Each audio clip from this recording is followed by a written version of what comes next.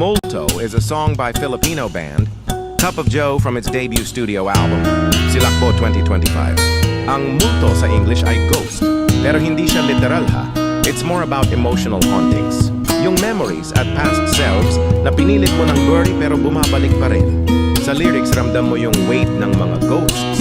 Parang yung nakaraan, mga hindi natapos na feelings, na patuloy kang binibisita. Minumulto na ako ng damdamin ko. Isang malalim na reckoning sa grief at self-reflection. In fact, Multo was written by Raphael and Redentor.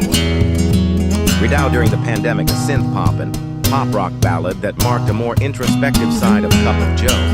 Kaya Multo hindi lang kanta, isa siyang reminder na minsan, hindi madaling takasan ang nakaraan, pero kailangan mo pa ring harapin. Ikaw!